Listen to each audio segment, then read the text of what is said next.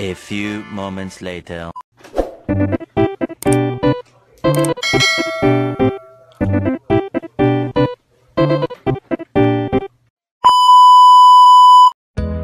Assalamualaikum warahmatullahi wabarakatuh. Perkenalkan, nama saya Emrido Santosa. Saya dari kelas manajemen 22B dengan NPM 22411087.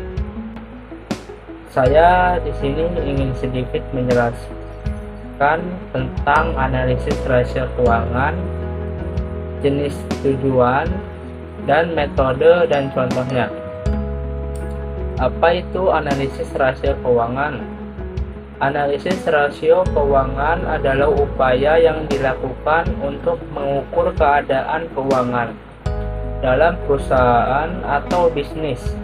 Cara menganalisis rasio keuangan yaitu dengan memanfaatkan data dari pelaporan keuangan untuk membuat perbandingan. Di bidang akuntansi, analisis rasio keuangan biasanya dilakukan di akhir periode suatu perusahaan dalam 1 tahun. Analisis rasio keuangan ini umumnya dimanfaatkan untuk menentukan strategi pada perencanaan perusahaan atau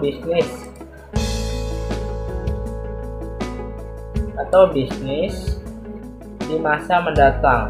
Selain untuk kebutuhan internal, analisis rasio keuangan juga dapat dimanfaatkan sebagai cara dalam menunjukkan performa suatu perusahaan atau bisnis pada investor. Misalnya melalui analisis tersebut, harapannya akan terlihat potensi kelayakan dalam mendapatkan investasi atau dana. Jenis-jenis rasio keuangan. Cara menganalisis rasio keuangan dapat ditentukan dari jenis yang ingin dilihat. Di bawah ini adalah beberapa jenis rasio keuangan. Yang pertama, rasio solvabilitas.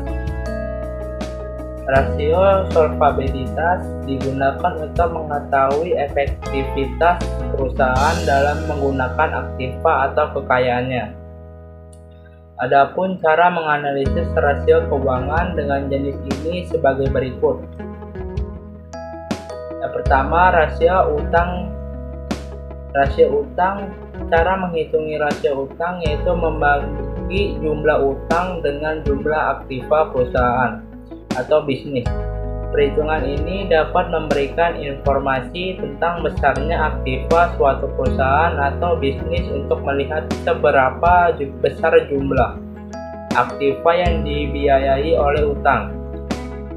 Semakin rendah persentasenya, maka semakin baik. Berikut adalah rumusnya, yaitu rasio utang sama dengan jumlah utang dibagi jumlah aktiva dikali 100%. Yang kedua, rasio utang. Dengan pendekatan modal, cara menganalisis rasio keuangan pada jenis ini yaitu membagi jumlah utang dengan jumlah modal. Semakin kecil persentase yang dihasilkan, maka semakin sehat keuangan suatu perusahaan atau bisnis. Hal tersebut berarti utang yang dimiliki tidak melebihi modal. Berikut rumus perhitungannya, yaitu rasio utang sama dengan jumlah utang dibagi jumlah modal dikali 100%. Yang kedua, rasio likuiditas, yaitu jenis perhitungan yang digunakan untuk melihat kemampuan likuiditas suatu perusahaan. Perhitungannya memperhatikan aktiva lancar dan utang lancar yang dimiliki. Berikut adalah beberapa jenis rasio likuiditas, yaitu rasio lancar perhitungan. Rasio lancar yaitu membagi aktiva lancar dengan utang lancar. Persentase hasilnya dapat memberikan informasi tentang kemampuan perusahaan membayar kewajiban lancar dalam jangka waktu yang pendek. Berikut cara menganalisis rasio keuangan pada jenis ini. yaitu rasio lancar sama dengan aktiva lancar dibagi utang lancar dikali 100%. Selanjutnya rasio kas. Cara menghitung rasio keuangan pada jenis ini yaitu menjumlahkan kas dan aktiva yang setara pas, lalu membagi hasilnya dengan utang lancar. Jika hasilnya mendekati 100%, maka semakin baik perusahaan atau bisnis. Berikut rumus perhitungannya, yaitu rasio kas dibagi aktiva setara kas dikali 100%. Selanjutnya rasio cepat. Rasio cepat adalah hasil selisih aktiva lancar dengan persediaan yang kemudian dibagi utang lancar. Presentasenya dapat menunjukkan kesehatan keuangan suatu perusahaan atau bisnis. Semakin mendekati 100%, maka semakin baik. Berikut adalah cara menghitung rasio keuangan pada jenis ini. Terus yang ketiga, rasio aktivitas. Rasio aktivitas digunakan untuk melihat produktivitas aktiva-aktiva yang dimiliki dalam perusahaan atau bisnis. Adapun beberapa jenis rasio aktivitas yaitu rasio perputaran, rasio perputaran persediaan. Rasio perputaran persediaan digunakan untuk mengetahui likuiditas perusahaan. Semakin tinggi rasio yang dihasilkan, maka semakin baik pengolahan persediaannya. Berikut cara menghitungnya. Rasio perputaran persediaan sama dengan harga pokok penjualan dibagi persediaan. Selanjutnya, rasio perputaran piutang. Rasio perputaran piutang digunakan untuk mengetahui besaran piutang perusahaan atau bisnis. Semakin besar perputaran piutangnya, maka semakin baik bagi keuangan perusahaan. Berikut adalah cara menganalisis rasio keuangan pada jenis ini, yaitu rasio perputaran piutang sama dengan jumlah piutang dibagi rata-rata piutang. Selanjutnya, rasio perputaran aktiva. Tetap rasio ini menunjukkan kemampuan perusahaan dalam menghasilkan penjualan dengan menggunakan aktiva tetap.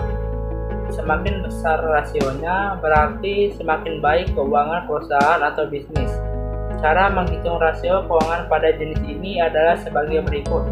Rasio perputaran aktiva tetap sama dengan penjualan dibagi aktiva tetap. Selanjutnya, rasio perputaran total aktiva. Cara menghitung rasio ini adalah dengan membandingkan penjualan dengan jumlah atau total aktiva perusahaan. Total aktiva terdiri dari aktiva lancar dan aktiva tetap.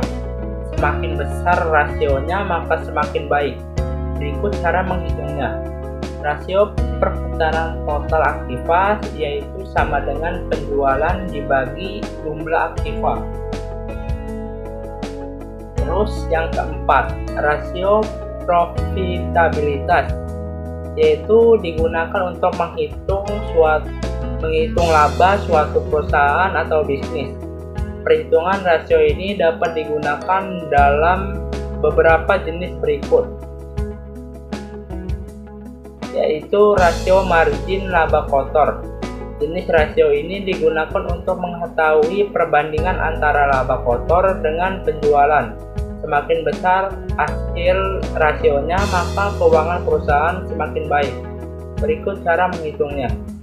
Rasio margin laba kotor sama dengan laba kotor dibagi penjualan. Selanjutnya, rasio margin laba bersih. Rasio jenis ini digunakan untuk melihat kemampuan suatu perusahaan atau bisnis dalam menghasilkan laba.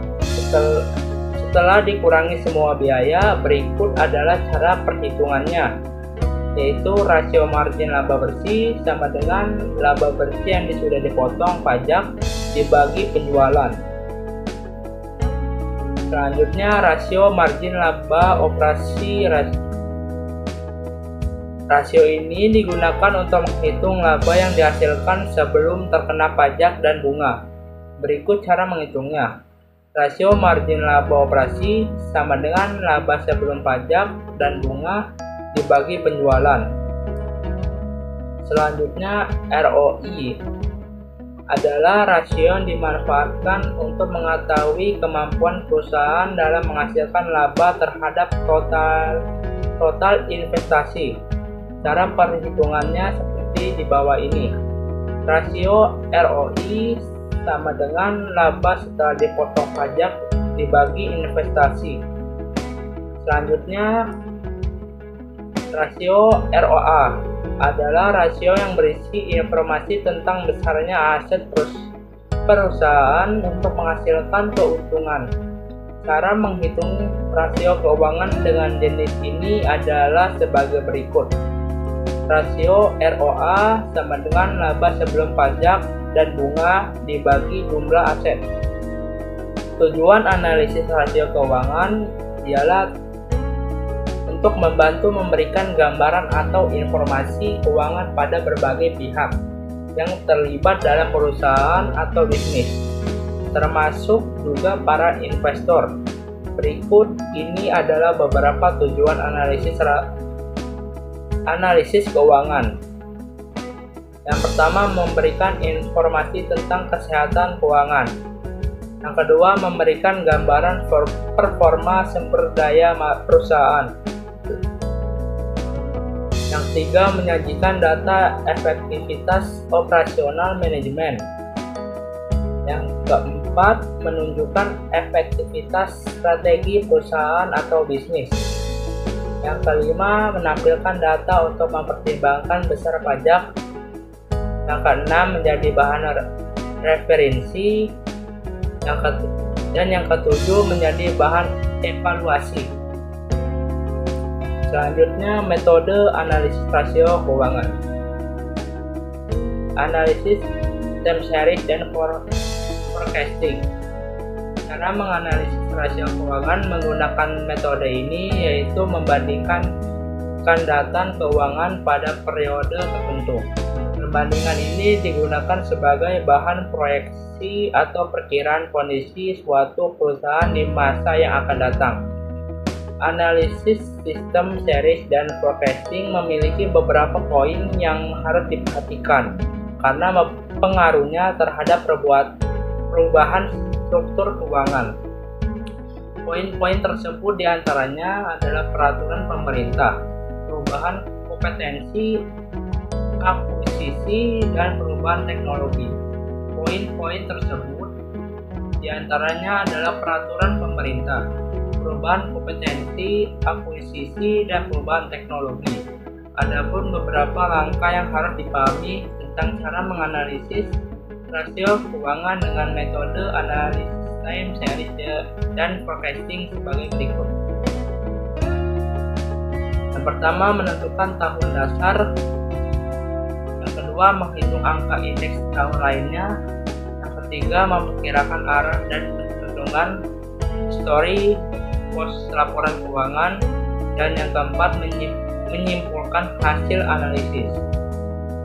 Selanjutnya, analisis common size. Cara menganalisis rasio keuangan ini menggunakan metode analisis common size adalah membandingkan perubahan antara berbagai pos dengan jumlah aktiva, pasiva, dan penjualan. Hasil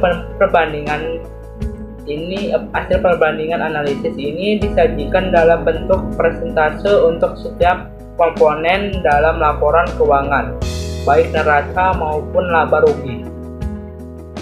Cara menganalisis rasio keuangan dengan metode ini memungkinkan suatu perusahaan memperoleh informasi tentang relativitas aktiva lancar terhadap aktiva tetap dan relativitas utang perusahaan terhadap modal. Analisis common size dapat digunakan perusahaan untuk berbagai penilaian, baik dalam membandingkan laporan keuangan periode sebelumnya dengan saat ini, maupun membandingkan kompetitor dan perusahaan sendiri. Contoh analisis rasio keuangan. Analisis rasio keuangan dapat diterapkan sesuai jenis dan tujuan yang diinginkan oleh perusahaan, bisnis, atau pihak lainnya. Contoh analisis keuangan secara sederhana misalnya perhitungan margin laba bersih dari perusahaan X selama tanggal 21 sampai 24 Desember pada laporan keuangan setelah memotong pajak pada laba bersih lalu membaginya dengan penjualan. Ditemukan hasil sebagai berikut. Pertama, pada tanggal 21 Desember terbagi 32,97%. Yang kedua, 22 Desember terbagi menjadi 29,55%. Yang ketiga, 23 Desember terbagi menjadi 26,97%. Dan yang keempat, 24 Desember terbagi 19,10%. Dari data tersebut dapat disimpulkan bahwa kecenderungan margin laba bersih yang dimiliki oleh perusahaan X adalah semakin menurun.